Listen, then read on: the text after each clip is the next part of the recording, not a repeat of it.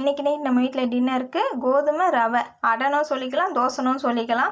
கோதுமை தோசை சாப்பிட பிடிக்கல அப்படின்னு ஃபீல் பண்ணுறவங்க இது மாதிரி ட்ரை பண்ணி பாருங்கள். 2 கப் கோதுமை எடுத்திங்கன்னா அதுக்கு 1/4 கப் ரவை, ஒரு 2 டீஸ்பூன் அரிசி மாவு, அது வந்து நல்லா கிறிஸ்பியாக இருக்கிறதுக்காக அரிசி மாவு சேர்த்துக்கிறோம்.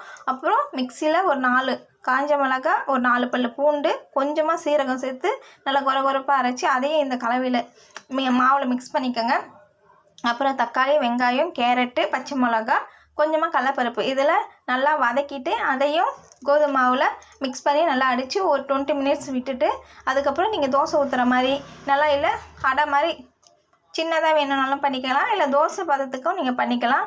நல்லா இருக்குது, டேஸ்ட்டு சூப்பராக இருக்குது, ட்ரை பண்ணுங்கள். அதுக்கப்புறம் தேங்காய் சட்னியும் இதுக்கு சூப்பராக இருக்குது, அப்படியே சாப்பிட்ற அளவுக்கும் இருக்குது. இது வந்து காலையில் வச்ச குருமா குழம்பு, இதுவும் சைட் டிஷ்ஷாக யூஸ் பண்ணிக்கலாம்னு வச்சுருக்கேன். நீங்களும் கண்டிப்பாக ட்ரை பண்ணுங்கள், சூப்பராக இருக்குது. லைக் பண்ணுங்கள், சப்ஸ்கிரைப் பண்ணுங்கள்.